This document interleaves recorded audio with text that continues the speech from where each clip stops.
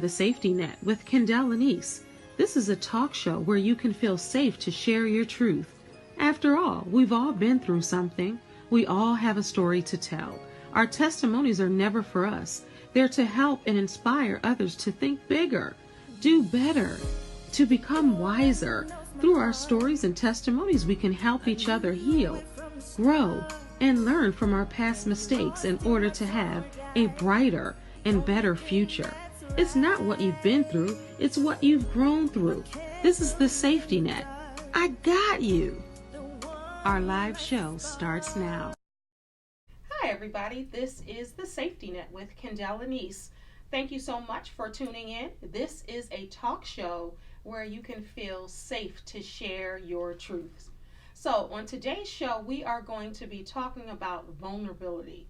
And a lot of people, it's very difficult for them to be vulnerable. So that's what you're going to see on today's show. I hope you learn a lot, and I hope you're able to be vulnerable after this show. Hi, everybody. This is Kendell Lenice, and this is the Safety Net. This is a talk show where you're safe to share your truth. So I'm excited about today's show as we're going to talk about vulnerability. My guest today is Carr. Welcome to the Safety Net. How are you? I'm good. How you doing? I'm doing well, thank you. So we're talking about vulnerability today, and you're talking about it on television. That's fine. Absolutely. So that's a vulnerability in itself, Mm-hmm. because when you're sharing your truth with a small group of friends, that's Mm-hmm. one thing. But when you're sharing it to the masses, that's another thing. Mm-hmm. So when I asked you to come on and talk about vulnerability, how did you feel about that? I was okay. I mean, different topics, would allow you to speak on different things, and I think I've been through a lot that I'm okay to share. As one girlfriend said, you just need to write a book. Right. And I'm not there yet, but I think I will eventually. Right. In all aspects of my life. So. All right. So Yeah. let's talk about vulnerability in a place where everyone can understand. Mm-hmm. Relationships. Mm-hmm. So you're recently divorced. Yes. And you got your toe wet a little bit in dating? Not really. I mean, it's been a bit of a challenge. Mm-hmm. Because right now my focus is on my children. And Okay. I want to make sure that they're taken care of first and foremost. I've been in a relationship for 15 years. Mm-hmm. And the last 5 years, it was just very rocky. And I realized that I was too vulnerable because I wasn't me anymore. So at this time in my life, I'm just starting to become me again, Mm-hmm. who I was back in my 20s, honestly, because you get so stuck so many years, and Yeah. it's not you anymore. But Yeah. trying to take me back.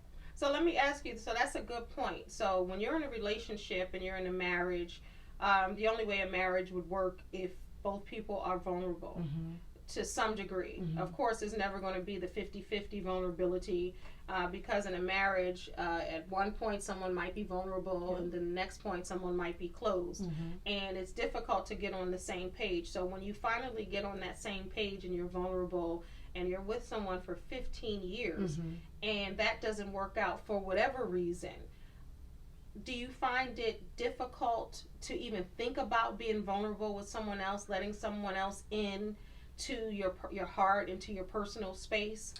Yes, it does. Especially if you've been through a situation where you're just like you're not too certain Mm-hmm. where the future may hold. Mhm. So it's as I get out, date, meet different people, it's Mhm. important for me to understand what my expectations are. Right. What I will not expect in the future. Right. What I would not deal with in my second chapter. So yeah, I'm opening myself up to someone to show them that I am vulnerable. It is a bit of a challenge, and I'm kind of reserved right now. Yeah. On where I'm gonna, what direction God's gonna lead me. Yeah. So when you think about vulnerability, and you think about vulnerability in the space of a relationship, when you first meet someone else, let's just say you've given what you've given in 15 years Mm-hmm. to your ex-husband, Mhm. and then now you're venturing out. You talked about you having children, so Mhm. that's a whole different ball game. Mhm. I know I've been Yeah. divorced and then dated with children, so that's a whole different ball game. That's a whole different arena Amen. when you have children. So what would be the first thing that you may do? Like, what do you consider vulnerable? And that's the thing. So many people have different levels of Mhm. vulnerability. Mhm. Some might say, that's not vulnerable. I'm just telling, all my business from grade 5 to college.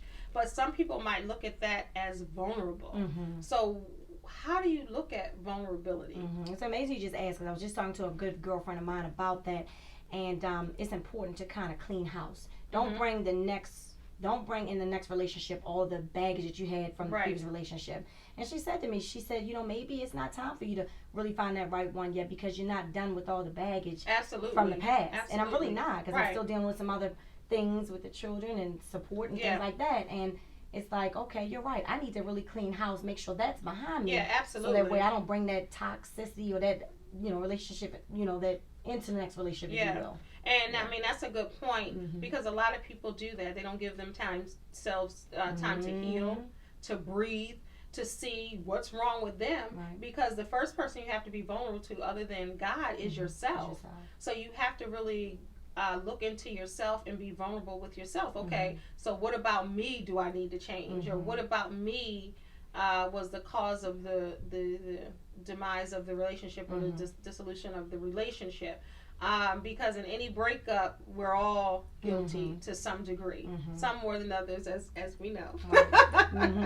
But so what would in that relationship, or trying to date again, is there something that you would reserve for yourself, that you say, you know what, until I get to this point with anybody, or until I get to that point in a relationship, because I agree with what you said. You got to clean up the baggage first. You got to figure out, go within and try to discover that. But then once you venture out, is there something that you'll say, well, I'll leave this to myself?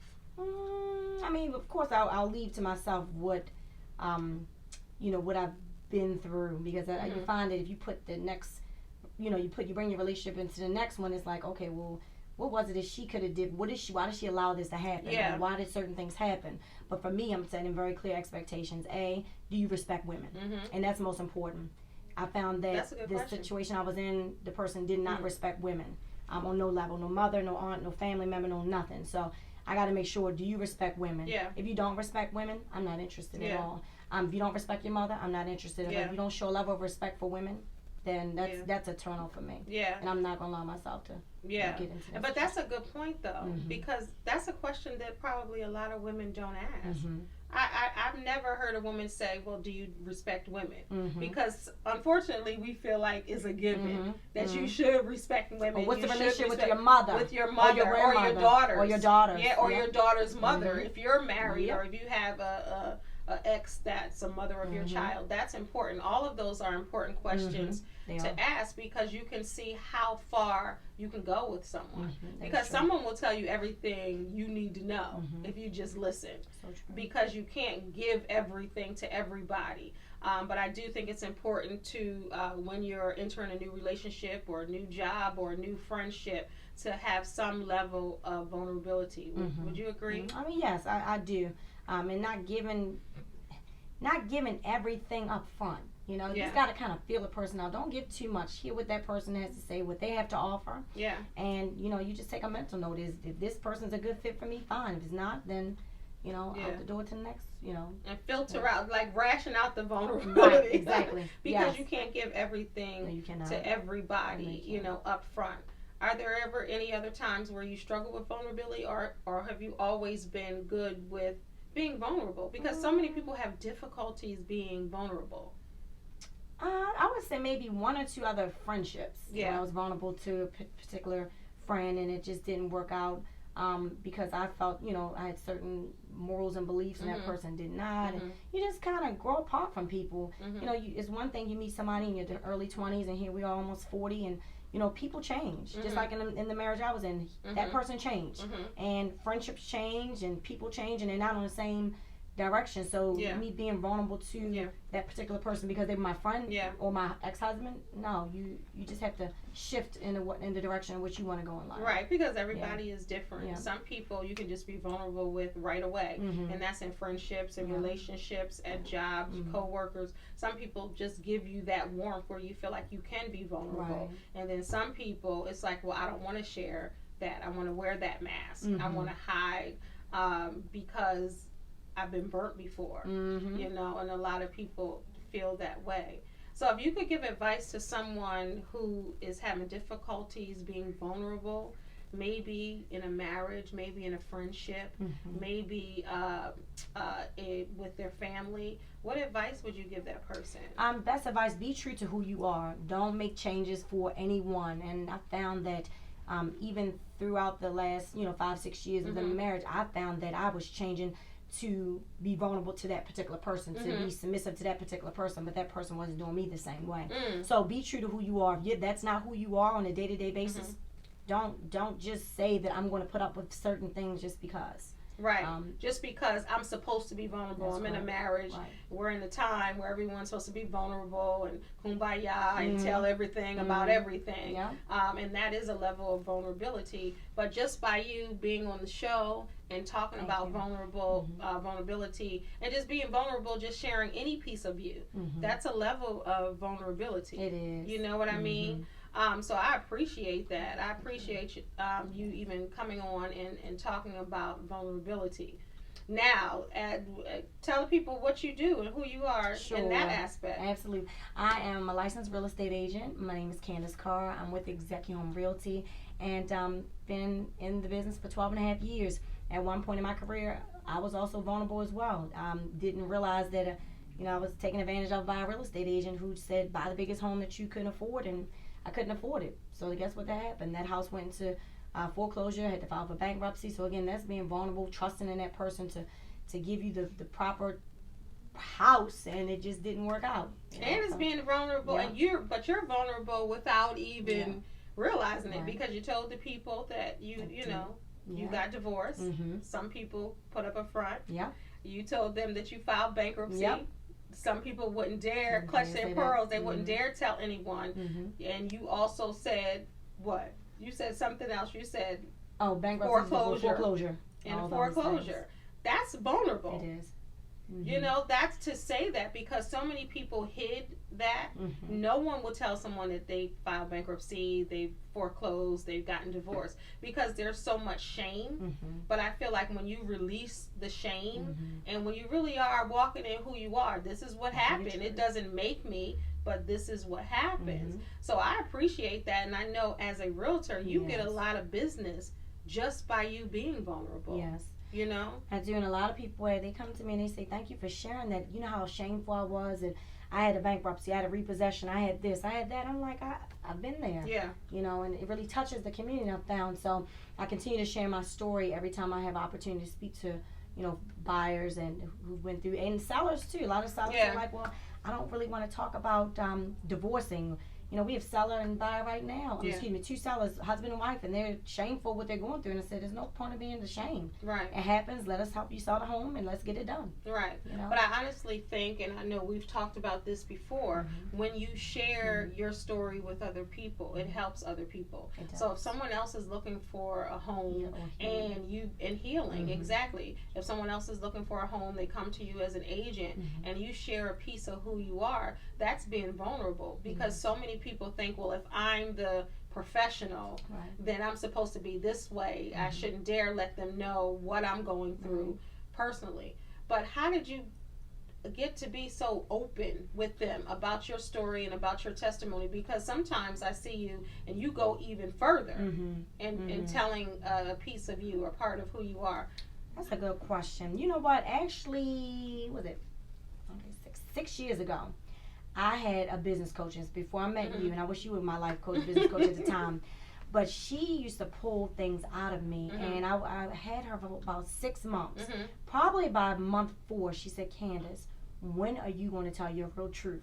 When are you going to tell people that you're working for what you went through? I'm like, I don't think I can do that just yet. It's not comfortable. It doesn't sit well. And she was one who wrote books on being sexually abused and things like that. And thank God I have not. But she said, you have to use your niche to take it to the next level. And I didn't believe her. And thank God for Caprice. I'm very thankful. So she told you that as far as being in business? She did. Oh, wonderful. She said, when are you going to do it? And we would have sessions every other week. She said, when are you going to get out there, and when are you going to start knocking on doors to help other people overcome what you've been through? And I said, so about a year after I just started doing it, I said, you know what, why be ashamed of what I've been through? For what purpose? because I'm doing God's will first and foremost. That's right. And I found a lot of the times over the years I've been giving people healing throughout giving my testimony. And that's really what this show is about, sincerely. It's about, even when I pitched this show and I wanted to do this show, it was important for me to help other people in that way, because as a life coach and a lot of the things that I do, all the things that I do, you guys know I go by the name of Lady Motivator. That's what I do, and everything that I do falls in line with that, you know. So I think it's important to help other people and to really heal other people through our stories. So I thank you for coming on today, sharing your story. Thank you. I love you, and I mean it. I appreciate it. I really do. And is there anybody anything else that's looking out there, just be hopeful, be optimistic that, you know, even if you've had another chance to do whatever it is, go do it, live your truth, and love God first. That's it. Yeah. Hey everybody, and we're back with the Safety Net, and I am Kendell Lenice, and this is Trivia Jenkins, y'all. Say hi. Hi. All right, so we're continuing our conversation with vulnerability, and this is tough for Trivia, you know, that because this is being vulnerable. She has a difficulty. You have difficulty being vulnerable with people, right? I'm just not really a sharer. A sharer. So that's a part of vulnerability. So for you to come on the show and for you to talk to people, I thank you. Thank you. I do. I'm holding her hand. Exactly. I'm holding baby girl's hand because she, you know, this is a lot, and this is a huge step, and this is growth. Yes, it is. And that's with this show. That's what we really want to show people, growth, and it's okay to be vulnerable. And like I said in my intro, you got to decide and discern who you're vulnerable with, because it's not always easy to share. And today you want to be vulnerable about, tell them what you want to be vulnerable about. Mommy guilt.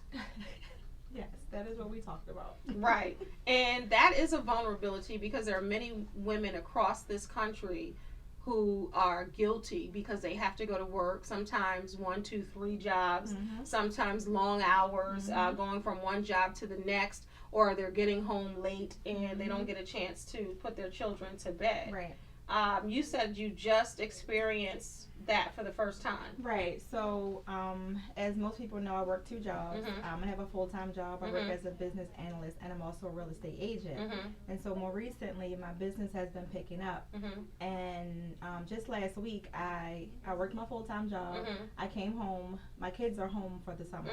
So, like, they're in the house, you know, just for this week while school's starting. And I came home, and when I came home, I was only there for an hour, and I was on the computer the whole time. And then I had to leave right back out to go to the office, meet a client, submit a contract, and I was at the office until 10 o'clock at night. And, you know, I don't even know if the contract's going to get accepted. So when I got home, my kids were, like, still waiting. They were like, Mommy, like, my daughter wanted to color. And, like, we were up late doing stuff I didn't feel like doing, but I just felt like I had to do it because I hadn't seen them all day. Yeah. And I'm very active. We spend a lot of time together. So, like, I was just thinking about them all day. I did, you know, they were calling me. But I wanted to be there, and I just, you know, I was feeling terrible. That was the first time I had really experienced that because, you know, usually I go to work and I come home and I'm able to spend the rest of the day with them. But that was the first time I had been gone all day long. Yeah.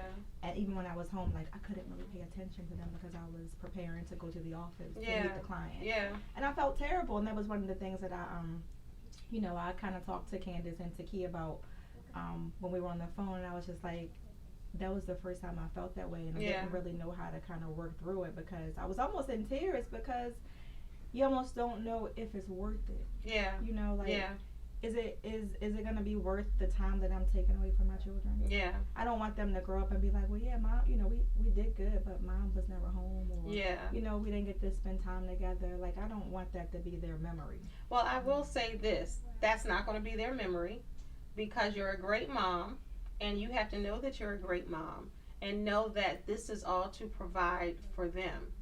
You know.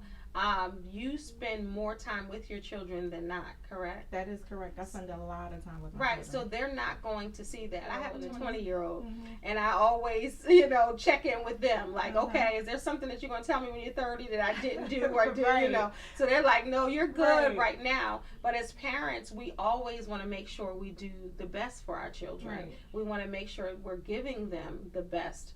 but you still have to keep a roof over their heads. Correct. You still have to feed them. You still have to put them in sports or do whatever you need to do. How old are your children? 6 and 15. Yeah. So did you feel like that with the 15-year-old, or you're just really feeling like that with the 6-year-old? It's with both of them. Really, like, they're 9 years apart, so I got to spend a lot of time with him. And I was only working one job, you know, when he was younger, so I didn't have that same experience with him. Yeah. But now, like, having 2 kids, having 2 kids in and of itself, that keeps you busy. Yeah. And then having 2 jobs, and I do a lot of stuff for my family. Yeah. And I'm just always running around. And do you do anything for you? I try to, but I barely have time. Yeah. But, that part doesn't concern me much because, you know, I can sacrifice a little bit of myself. Yeah, you know, for your children. For my children, and I'm fine because I know that one day they'll be older and I'll just have all the time to myself. Right. Like, I know there's going to be a day when I'm just like, you know, like, are you guys going to come over? Right. You know, so that doesn't bother me. This is their time, and then when they get older, that'll be my time. But I don't want their time to be slighted by anything. Oh, I definitely agree. But you still have to look at the bigger picture. You just said this is the first time really that you felt that. Right. Some people feel that every day of their lives. Some people just deal with the mommy guilt. I mean, because women are working outside the home. And if you're working outside the home, then you're going to have that, especially if you're the only parent or you're the most dominant parent. Yeah. Even if you're a dad, because it was daddy guilt as well. Yeah, no, their dad is active, but it's just a struggle. It's different. Just even juggling. You know? But it's a mommy, like. Yeah, it is, and with moms, we're looked at to be super women. Right. That we can do everything. We can, you know, jump over buildings. Right. We can, you know, do this for that for our children, and if we're over here, we can do. Yeah, I get all of that, and I understand all that. But you gotta understand that you're doing it for them, you know? So there's nothing wrong. You are the mom. You set the rules. So like you said, you stayed up, you know, late or past their bedtime. You can do things like that. Or you can get up extra early. But that's okay. But that's the sacrifice that you made for your children, right? Yes, so that's still a sacrifice. Right. Because you can't do it all. Right. You know what I mean? And that's what I'm, you know, that's what I'm coaching myself into realizing that, you know, just do what you could do. Yeah. But those feelings, you can't help it. They just come, and you just kind of got to work through it. Yeah. And, I mean, thank God for good girlfriends, because I kind of leaned on them. It's like, you guys ever feel like that? And what did they say? They said yes. It was the first time we had that conversation, because I kind of just brought it up as we were, like, preparing to come here, and just, like, you know, like you said, talk about like what I feel comfortable being vulnerable about. And I didn't think it was going to be an appropriate enough topic. And they were like, no, like, yeah, we deal with it. Like, you could really speak to somebody. Somebody else might be dealing with it and may not know how to get through it, or may not have anybody to talk to about it. But thank God I had somebody to talk to about it, and I was able to, you know, share with them how I was feeling. And we kind of fed off each other's energy like we always do, and they were very encouraging, as they always are. And thank God for girlfriends. Thank God for good girlfriends. Good girlfriends. You're right about that. They were just very encouraging, and you know, just hearing somebody else kind of share those same feelings made me feel better. Yeah. You know, it made me feel comfortable, and sometimes you just gotta remind yourself. Yeah. You know. Is it easy for you to share with even good girlfriends about anything that you're going through? Because you said you took this to them, so it was easy for you. I'm not as guarded with people that I trust, that are close to me. So yeah, that in this particular situation, I felt very comfortable bringing it to them. One, because they are also, you know, real estate agents, and you know, they understand all the things that goes into, you know, all the different moving parts and how busy it keeps you. Yeah. So I was comfortable talking to them about it. So you talked about and you really specified when you said good girlfriends. Has there ever been a time where there have been not so good girlfriends and you shared something that as soon as it came out of your mouth you said, oh, I really wish I wouldn't have said that? I can't say that I've shared something, because like I said, I'm not really a sharer. Okay. But I mean, you know, as Candice stated before, I have had situations where you kind of felt like you grew apart from some people. Yeah. And, you know, that's life. It happens. There's no hard feelings. You just kind of accept where you are in life. Yeah. and you just move on. Yeah. But yeah, like I'm not really much of a sharer anyway, so. Why? I don't know. I've just always been that way. Probably I don't trust people. Because it's a root. I probably don't trust people with my business. Because you guys know I'm a life coach. So when I'm coaching somebody, there's always a reason. There's always a root. Why? Like I don't know that I don't know that I have really gotten down to the root of why I'm like that. Yeah. I was shy when I was younger. I don't have any like major like story that goes behind. But was your family very open with my family, information? We're very close, so like we so know you share. We know each other. So you grew up with vulnerability being right there. I feel like I did, but for some reason, just as I got older, I think I saw other people going through stuff that I kind of see. I don't have to put my hand in the fire to know they learn. So if I'm one of those people, like if I see, like I don't necessarily feel like just because you went through it, that's going to happen to me. That's right. But sometimes you have to exercise common sense. And some things just make sense. Yeah. And so I've seen people go through situations where they were super close with people and, shared all their business. And then, then for whatever reason, they aren't close anymore. Yeah. And then now everybody, like this person's telling all that person's secrets and that person. And I don't believe in that. Like, even if we do grow apart, I'm going to hold your secret. Yeah. But I don't trust that everybody's going to hold mine. That's true. So I keep them to myself. Right. I feel like I'm a vault because I know so many people's secrets. And that's true. Like, but can't. That's because people trust you. Yeah. And because it's like once you break someone's trust, it's hard. Right. It's hard to get it back. Right. And once you tell somebody something, you can't take it. Yep. So, and then once you tell someone, and then the next person, and the next person, it changes. It adds. The story changes. Right? Correct. So I don't know. That's just a part of who I am, and as I've gotten older, I had to be okay with that because I think it makes people uncomfortable that I'm not a sharer. Especially, I think when it starts to make people uncomfortable is when someone is sharing with you. That is correct. And then you're like, That's where the issue always arises. Because someone is telling you. I'm a good listener, and I do have people share with me. And like you said, I'm a vault. Like, even if we aren't close anymore, like, your secrets are your secrets. And you told them to me in a moment of vulnerability, so I would never share that. Yeah. But I don't know why I just don't give people that same level of trust. You should try. So does that mean work on that? We'll see. So today could be the first time because that's when because yes, it has to be. Because you can't have somebody telling you everything and then you're not. I don't like people like you. I know that's why people don't like me. I mean, I like you. I love you. You know what I mean? You're my sister. I love you, and that's how we need to be. But it is uncomfortable when someone is sharing everything with you, and you're like, I'm not like really closed-lipped like that, but like I'm not an open book. Yeah. It's something that you have to earn from me. Right. And there's nothing wrong with that. Yeah. And so if we never get to that place where you make me comfortable enough that I feel like you've earned it, then you just never get there with me. And I'm okay with that. And so I've gotten to the point where if you can't handle that for me, then I'm okay with you. Because that's who you are. You discern and you want to see first. You can't just, as soon as you meet somebody, you just don't tell them everything. Right. And in the deepest parts of you. Correct. They have to earn that. They have to earn that for me. And so that's just who I am. And I mean, like I said, I do think I've learned that it probably makes people uncomfortable. Yeah. And I may have lost some friends behind it. I may have lost an opportunity to get close to some wonderful people behind it. But that's the way God made it. And that's your box too.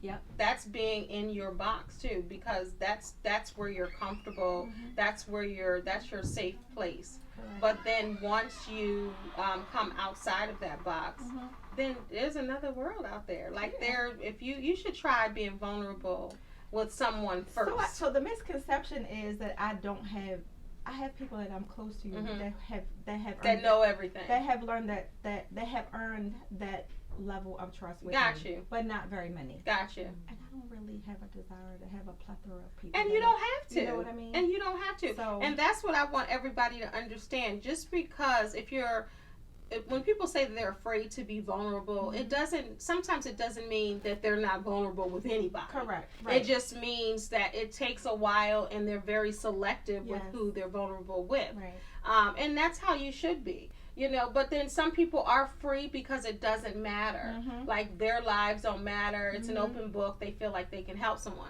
So of course there's no right or wrong way to do it. It's discernment. It's what you feel comfortable with. But I think that you should have someone that you're vulnerable with, because if not, you're gonna crack. You're gonna break. Right. You know, you might be balled up in the corner. That is true. Right. So, I do have a couple people that will come save me if I feel like I'm getting to my cracking point. Yeah. But, you know, that's just something that, you know, maybe I'll grow into it as I get older. Yeah. You know, not being so protective of, you know, my feelings, or so protective of, you know, being vulnerable. But that's just where I am right now. That's where I've been. Yeah. And I do see some growth as I've gotten older, but I've become comfortable with being the way that I am. Yeah. And I'm okay with people not being okay. Being okay with okay you. With the way that I am. So do people say, well, why aren't you sharing? No, they don't say it to me. They say it to other people. Oh, that's a whole. So they say, well, I'm telling all my business, but she's not sharing. Yeah. They might think that you're like an investigator. That you're getting all the tea. You're the gatherer of the tea. I think that it makes them not trust me. I can understand that, but they just have to know you, and of course you haven't let them in to know you, so that's what it's like they nobody think. wants to be the first person to trust. Right, and I can understand that, but again, it's your choice. Right, it's your choice to decide who you want to share. Right, you know what to. It's important for you to be able to do that. Right. Yep. So what would you tell somebody that's like you, or that's afraid to, or they might feel like they have to tell everybody everything? I think it's a growth process. Like I said, you know, as I've gotten older, I've become very comfortable with who I am, and you just have to be okay with who you are and understand why you are the way that you are. And you know, God designed everybody differently for a reason, and I just think it creates balance. If everybody was a sharer, you know what I mean? Like everybody knew just everybody's business. Yeah, it wouldn't be any you know, it just creates, I think, balance, I think. Yeah. But again, that's just who I am. I haven't quite figured out why I am that way. Thank God I don't have any, like, you know, I don't have any traumatic stories for the reason, you know, for me being that way. Yeah, you just, you know, that's just the way you are. Yeah, that's just the way I am. And I just think, you know, it comes with time, just being okay with who you are. And, you know, being okay with people not being okay with who you are. Right. And there you have it. Because if that's authentically you and that's who you are, and you do have that outlet where you do have people that you talk to. Right. But I truly believe that when you talk to someone and you share your stories, you help someone else. Right. So even you in that way, saying I am who I am, I have to trust someone as long as I have somebody, that's still being authentic to who you are. Right. And you still are being vulnerable. Right. But this is probably the biggest piece of vulnerability. I got dragged into this. That's from the Good Girlfriends, right? We talked about that from the Good Girlfriends. But thank you. Yes, you're very welcome. Thank you. I appreciate you. Completely different from me. I appreciate you. You want to be one of the ones I call. Yeah, and I'll answer. Won't I? I'll answer. Well, thank you so much. And tell the people you're welcome. And just give the last piece of advice that you would give someone who doesn't have good girlfriends. Get you some good girlfriends. Basic. Get you some. But be vulnerable to get them, because you're not going to, if you're not going to exchange or evenly exchange or share a piece of who you are, it's going to be difficult for you to even obtain good girlfriends. Thank you so much. Thank you very much. Everybody, again, I am back. This is Kendell Lenice, and I have Tekee Wilkes with me, and we're continuing the conversation about vulnerability. So this wonderful, beautiful lady here has difficulties being vulnerable. Absolutely. So for you to do this show, it's a big step for you. It is a huge step, and it's very scary and uncomfortable. So are those the feelings you had when you knew that you were going to be a guest on Yes. the Safety Net? When I was asked to do the Safety Net, I was reluctant, but also I felt like, you know, we have to do things that scare us, and that's how you grow. That's right. And I felt like God is presenting this opportunity because I feel like this is an area in my life where I need to improve. Yeah. And so I just decided to take a chance and see what happens. So it's important to, when I thought about vulnerability, and I thought about you being vulnerable and you and being on the show. And we had a conversation about why it was difficult for you to be vulnerable. Mm-hmm. Where did that stem from? I would say it probably stems from a lot of different things, starting with my upbringing, and the way I was raised, just to always be very strong, always feeling like I had to be the strong one in the family, and then also vulnerability I've never fared well when I was vulnerable. So over time, I've learned that being vulnerable will lead to being hurt. And once I made that connection, I learned to kind of shut myself off to the possibility of being vulnerable, because I felt like every time and in all these different circumstances in my life, when I let myself be vulnerable, I ended up regretting it and being hurt and being disappointed or betrayed or frustrated. It's just never been good for me. So yeah, that's kind of where it stems from. So, and then you put on the mask and you pretend that everything is fine even when it's not. Absolutely. And so, but how does that, like when you get home after you've worn a mask all day, or that after you, I don't want to say pretended, but it's almost in a sense that you are pretending a little bit. Everything is fine, I'm good, I'm blessed, even though of course you are blessed. And then how does that feel when you're by yourself? So I think that's kind of a misconception, because I've never felt like I wore a mask. Okay. I've always felt like I kind of just have this side of me that is for me. For you, yeah. And so I know what's going on, and I've checked in with myself on certain things that I may be wrestling with or trying to get through. But I've always felt like I had to be strong and put on a good face for others, because I feel like people will come to me for advice. People will come to me because they think,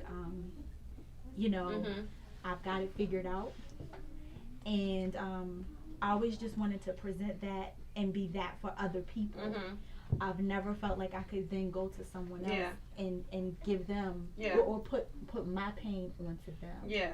So in terms of wearing a mask, I think, and I can say that I've had people say that it feels like sometimes I'm not being authentic, or they're wondering who's the real me. Right. And I would say that, it's not that you're not getting the real me. Right. You're just not getting all of you. You're not getting the pain in me, or the bad side of me, or the journey that it takes for me to be who I am. You are getting the kind side of me, the good side of me, the peace be unto you side of me.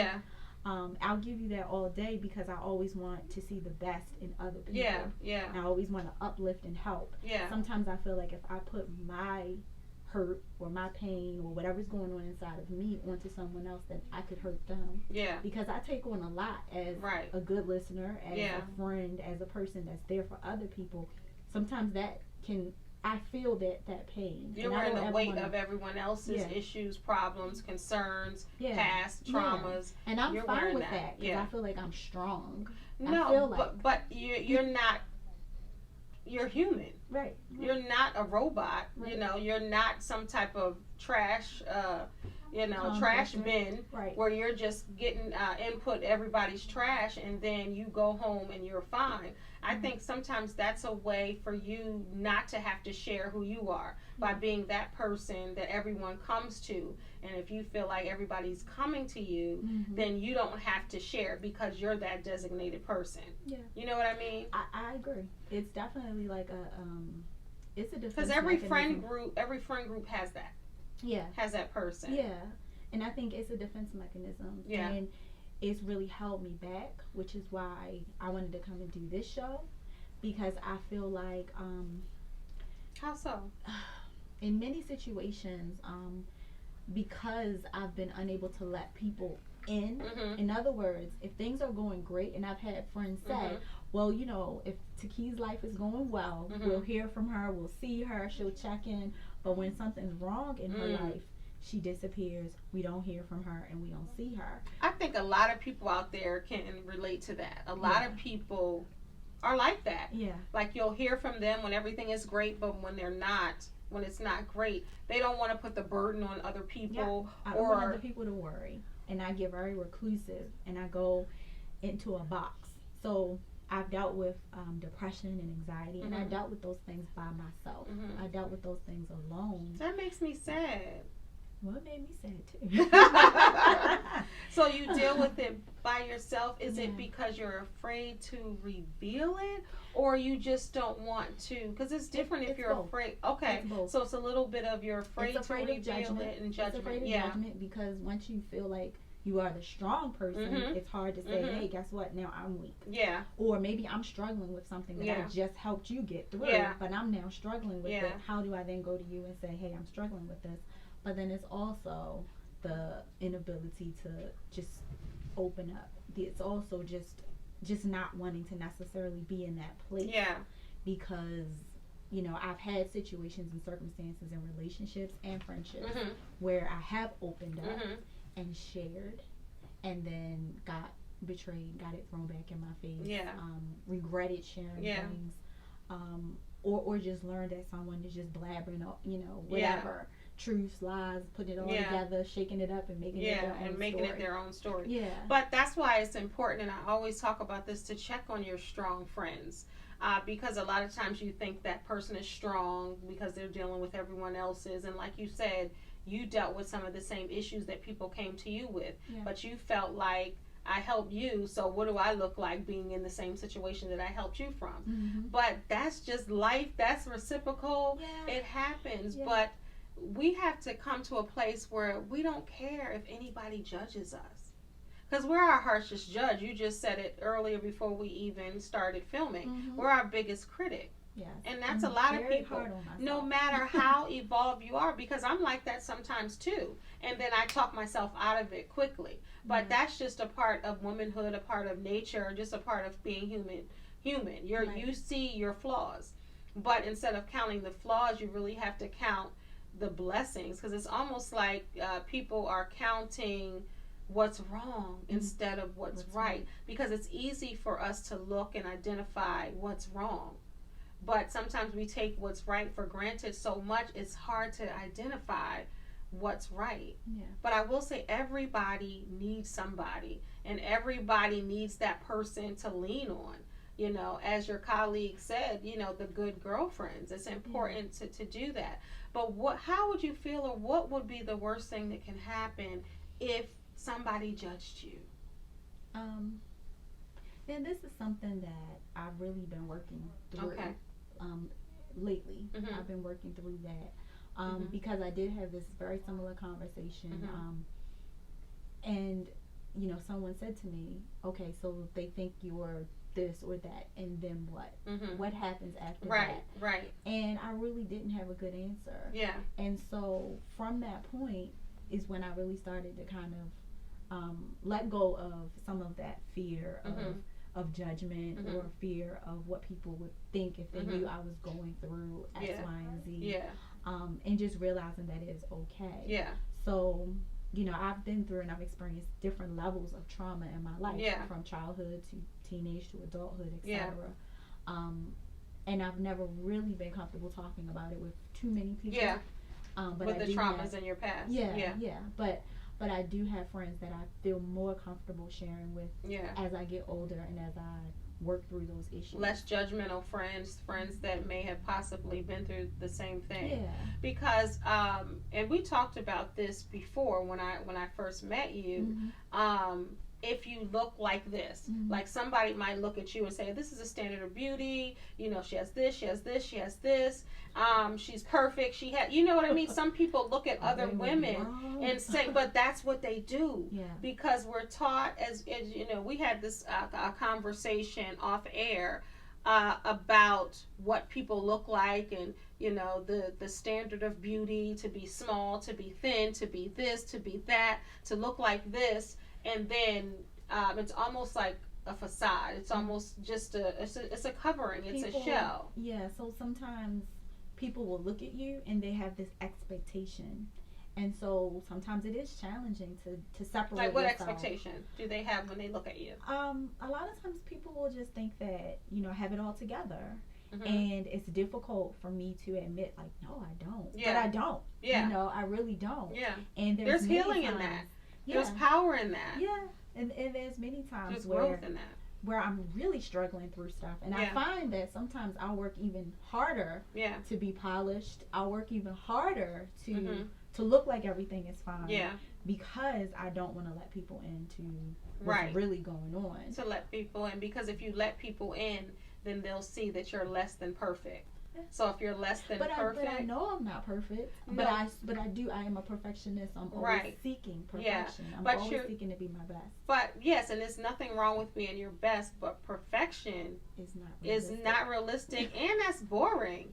Like to be perfect all the time. You don't leave yourself any room to grow, to heal, to cry, to have a hair out of place, to have whatever.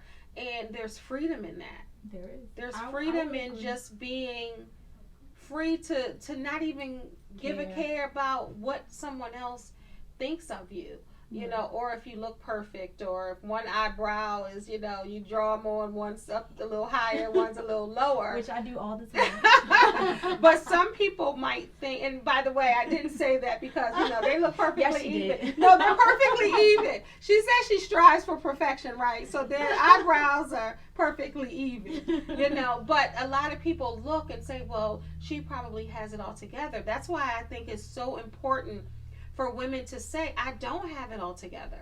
I'm struggling in this area. Because we give women permission and freedom to just be who they are and to deal with whatever issue they're going through. But when we have a bunch of perfect people, or and this is not for you, just as for anybody that's kind of pretending that they're perfect, or they're afraid to share, hey, you know what, I don't have it all. Something as simple as that. They don't have to know what you're going through, but to say, you know what, I had a challenging day today. I don't have it all together. It's, I'm not perfect. My biggest struggle is in those people that I feel that I have given that to.